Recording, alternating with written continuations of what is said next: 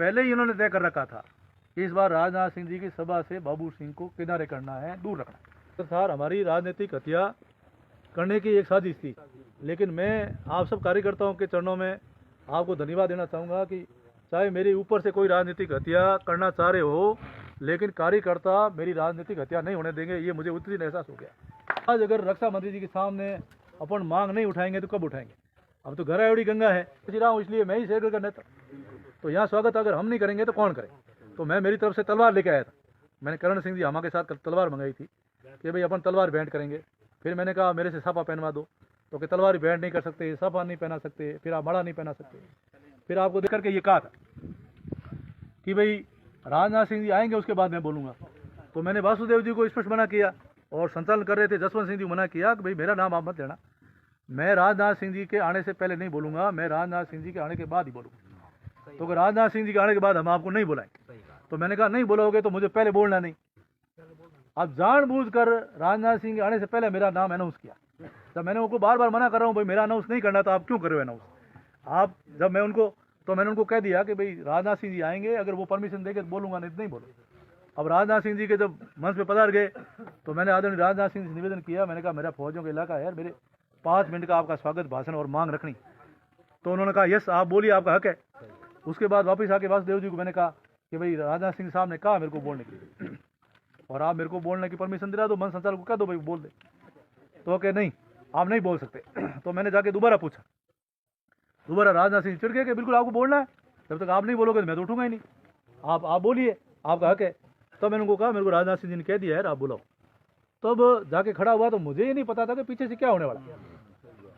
मैं तो मेरा असहज होकर खड़ा हुआ कि भाई अपने ये 4 मांग करेंगे, स्वागत करेंगे, 5 मिनट का भाषण देके बोल जाएंगे। इतने में आए और माइक छीना, आप सब ने देखा। पर मैंने मेरे हिसाब से मैंने उनको कुछ नहीं कहा, मैंने उनको कुछ भी नहीं कहा। मैं भी धक्का दे सकता था और भी कोई कार्रवाई कर सकता था, लेकिन मैं मेरा शांत रहा और मैंने धैर्य रखा। भाई मुझे क्या करना है, अगर नहीं बोलने देते तो अपन जाके बैठ जाते। और मैं तो आपके सामने हाथ हिला करके मैं आके वहाँ बैठ गया। लेकिन आज मैं आप सबसे कह सकता हूँ कि मैंने उनसे रिक्वेस्ट किया था पहले कि भाई राजनाथ सिंह जी आ रहे हैं, मैं 3 बार का एमएलए रह गया, यहाँ का प्रत्याशी हूँ, इसलिए अभी तक तो जब तक मैं प्रत्याशी रहा हूँ इसलिए मैं ही शेरगढ़ का नेता, तो यहाँ स्वागत अगर हम नहीं करेंगे तो कौन करे? तो मैं मेरी तरफ से तलवार लेके आया था। मैंने करण सिंह जी हमा के साथ तलवार मंगाई थी कि भाई अपन तलवार भेंट करेंगे। फिर मैंने कहा मेरे से साफा पहनवा दो, तो कि तलवार भेंट नहीं कर सकते, साफा नहीं पहना सकते, फिर आप माड़ा नहीं पहना सकते। फिर आपको देखा होगा कि वो एक माड़ा और एक स्मृति चिन्ह लेके आए। मैंने कहा इनको परमिशन किसने की? हमने नहीं परमिशन दी, ये तो अपने आप लेके आ गए। तो भाई उनका मंच पे अनाउंस कैसे किया? जब परमिशन नहीं थी तो मंच पे अनाउंस कैसे कर रहे थे? ये सब मैंने कहा मिली भगत थी आपकी, जो भी है। लेकिन मैं आप सब कार्यकर्ताओं से हाथ जोड़ के निवेदन करना चाहता हूँ कि वास्तव में इस प्रकार का षड्यंत्र था, हमारी राजनीतिक हत्या करने की एक साजिश थी। लेकिन मैं आप सब कार्यकर्ताओं के चरणों में आपको धन्यवाद देना चाहूँगा कि चाहे मेरे ऊपर से कोई राजनीतिक हत्या करना चाह रहे हो, लेकिन कार्यकर्ता मेरी राजनीतिक हत्या नहीं होने देंगे, ये मुझे उस दिन एहसास हो गया। उस दिन एहसास हो कि जब जनता सारी हमारे समर्थन में खड़ी हो, यानी कि शेरगढ़ के कार्यकर्ता, जब मेरा अपमान हुआ तो कार्यकर्ताओं ने ये महसूस किया कि ये अपमान बाबू सिंह का नहीं, हमारा अपमान, मतलब शेरगढ़ का अपमान है, ये बाबू सिंह का अपमान नहीं, शेरगढ़ का अपमान है, शेरगढ़ के कार्यकर्ताओं का अपमान है। इस अपमान को कार्यकर्ताओं ने सहन नहीं किया और बर्दाश्त नहीं किया, और कार्यकर्ता सारे पांव पे खड़े हो गए कि जब तक बाबू सिंह को बोलने नहीं दिया जाएगा हम किसी को बोलने नहीं देंगे। इस प्रकार की आपने हुटिंग शुरू कर दी।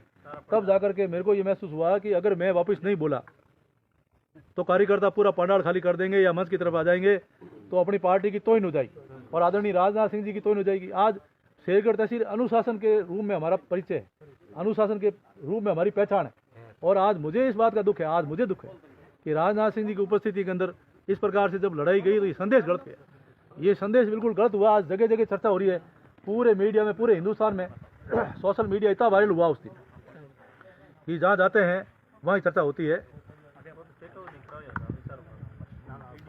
तो इसलिए जो स्थितियाँ हैं वो सब आपके सामने है। इसलिए मैं आप सबसे निवेदन ये करना चाहता हूँ कि कैसी भी परिस्थिति आ जाए कार्यकर्ताओं को मजबूत रहना चाहिए, कार्यकर्ता मजबूती के साथ रहो। और मैं आपसे इतना ही निवेदन करना चाहता हूँ कि मैं आदरणीय राजनाथ सिंह जी साहब से मैं दिल्ली में मिल के आया और ये सारे ज्ञापन वापस उस दिन भी दिए थे और वापस भी ज्ञापन दे के आया कि साहब ये स्थितियाँ हैं।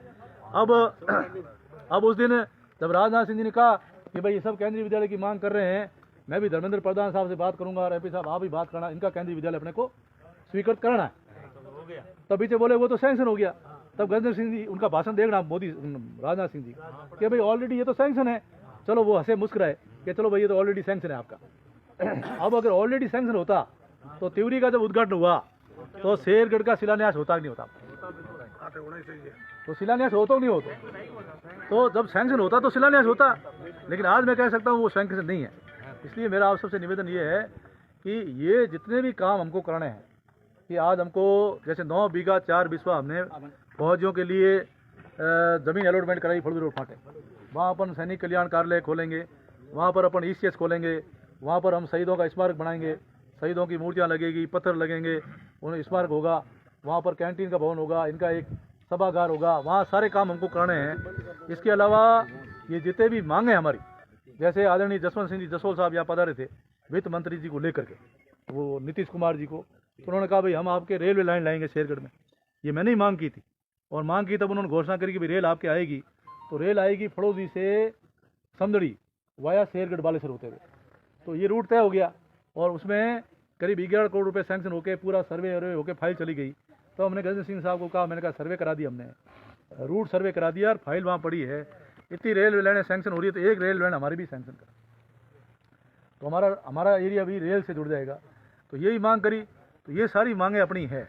और अब तो अपने मुख्यमंत्री बन जाए, और मुख्यमंत्री बनने के बाद हम शांति से नहीं बैठेंगे। चाहे केंद्र में सरकार हमारी बनेगी, राजस्थान में सरकार हमारी बनेगी, लेकिन जन जागरण करो, चाहे रैलियाँ निकालो, लेकिन हम हमारे हक और अधिकार की लड़ाई लड़ेंगे। और हक और अधिकार लड़ाई लड़ करके जब डबल इंजन की सरकार बन जाएगी तो ये जो हमारी मांगे हैं, चाहे वो रेल लाइन की है, चाहे केंद्रीय विद्यालय की है, चाहे ECS खुलाने की है, चाहे नदी से नदी जोड़कर शेरगढ़ को जोड़ने की बात है, चाहे अपना ये भर्ती केंद्र की मांग है, जितनी भी अपनी बड़ी बड़ी मांगे हैं, ये मुझे विश्वास है कि आवड़ माता जी के मंदिर बैठे हैं, आप सब मेरा साथ दोगे तो अगले 5 साल के कार्यकाल के अंदर शेरगढ़ को ये सारी सौगातें मिलेंगी। इन सौगातों को हमको लेना है। और दूसरा, कार्यकर्ता हमेशा, मैंने तो मेरे पार्टी के कार्यकर्ताओं को परिवार माना, और आपने मुझे इस परिवार का संरक्षक माना, और संरक्षक मान के आप हमारे साथ रहे। आपने सुख में दुख में मेरा साथ दिया, हर परिस्थिति में साथ दिया।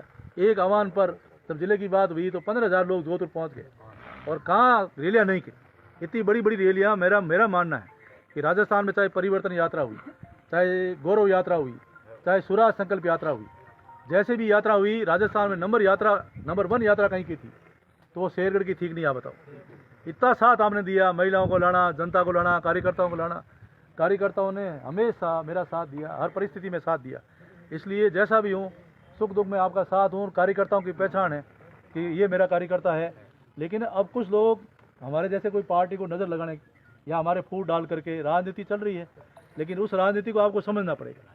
कुछ लोग कांग्रेस से आगे हमारे साथ जुड़ गए, और जुड़ करके लगातार विधानसभा चुनाव में हमारे को हराने के लिए दौड़ भाग करते हैं, और पार्टी में फूट डालने का काम करते हैं। इस बात को आपको समझना पड़ेगा। आप समझ जाओ कि पार्टी हित में कौन काम कर रहा है, कौन नहीं कर रहा है, पार्टी में कौन फूट डाल रहा है, कौन नहीं डाल रहा है। तो ये सब आप चीज़ें आपके आंखों के सामने है, लेकिन हमको मजबूती के साथ लड़ेंगे। हमारा लक्ष्य एक ही, अर्जुन की आंख, और अर्जुन की आंख वाला लक्ष्य है कि हमको यहाँ पर कमल का फूल खिलाना है। खिलाना कि नहीं खिलाना?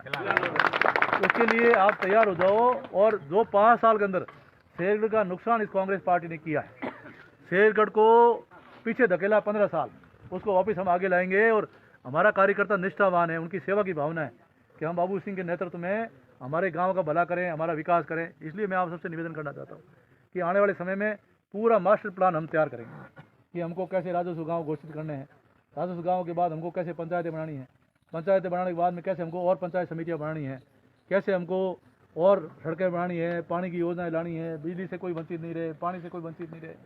मतलब शेरगढ़ में ऐसा काम हो कि लोगों का हृदय गदगद हो जाए, और वो आशीष दे कि भगवान BJP वालों ने भलो करे। ऐसी भावना लोगों की आनी चाहिए।